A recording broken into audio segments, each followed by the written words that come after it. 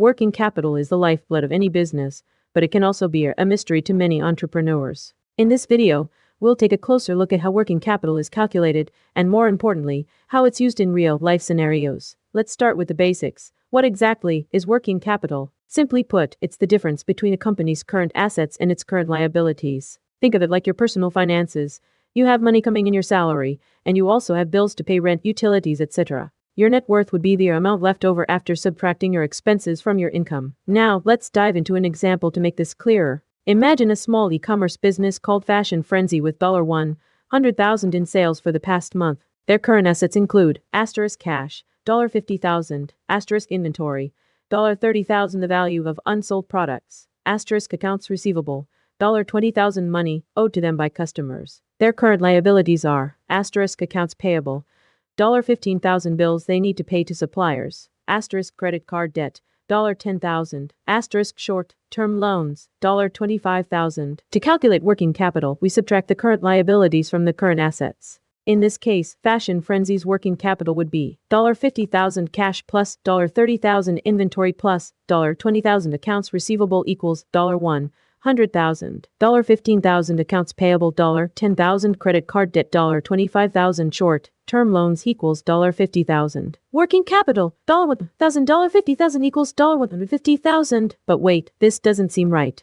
Why is the working capital so high? The answer lies in how we account for accounts payable and accounts receivable. Since Fashion Frenzy hasn't paid their suppliers yet accounts payable, those bills aren't actually an expense to them at this point. Similarly, since they haven't collected payment from customers yet accounts receivable, that money isn't considered income either. To accurately calculate working capital, we need to use a different approach. We'll call it the working capital ratio, or WCR for short. It's calculated by dividing current assets by current liabilities. WCR equals current liabilities. Using our previous example, the WCR would be $100,000 current assets divided by $50,000 current liabilities equals 1. This means Fashion Frenzy has twice as many dollars in current assets compared to its current liabilities. But how does this relate to working capital? Well, a higher ratio indicates more room for maneuver. Think of it like having extra cash on hand when unexpected expenses arise. Now let's talk about managing working capital effectively. We touched on the importance of liquidity earlier. One key aspect is maintaining a healthy balance between current assets and liabilities. It's not just about having enough money in the bank. You also need to ensure that your suppliers are paid on time to avoid late fees or penalties. Next up, let's explore how working capital can be improved through better cash flow management. This involves forecasting sales, managing inventory levels, and negotiating with suppliers for more favorable payment terms. Finally, we'll address a crucial aspect of working capital, its impact on business growth. As your company expands, so does the need for working capital. A growing business requires more resources to invest in marketing, research and development, and hiring new staff. If you don't have sufficient working capital to support this growth, you risk being left behind by competitors. Quick recap.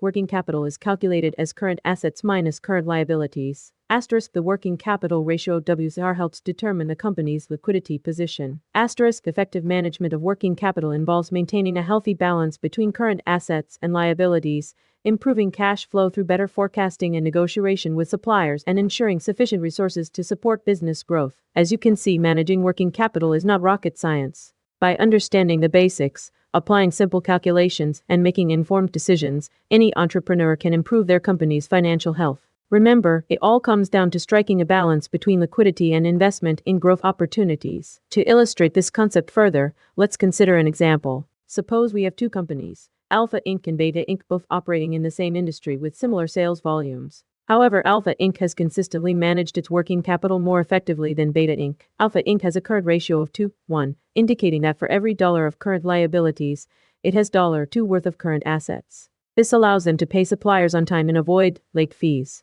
Meanwhile, Beta Inc.'s current ratio is 1.51, which means they struggle to meet their short-term obligations. Now, imagine both companies are experiencing a surge in sales due to an unexpected marketing campaign. Alpha Inc., with its healthy working capital position, can invest more in inventory and production to capitalize on this opportunity. They can also take advantage of lower interest rates to borrow additional funds if needed to support their growth. On the other hand, Beta Inc.'s strained working capital situation leaves them struggling to meet demand. They may need to rely on expensive short-term loans or even compromise on product quality to cut costs. This not only affects their bottom line but also jeopardizes customer satisfaction and loyalty. The difference in working capital management has a direct impact on the company's ability to adapt to changes in the market. Alpha Inc. is better equipped to handle fluctuations in sales, while Beta Inc. is forced to play catch up. As we discussed earlier, liquidity is not just about having enough cash.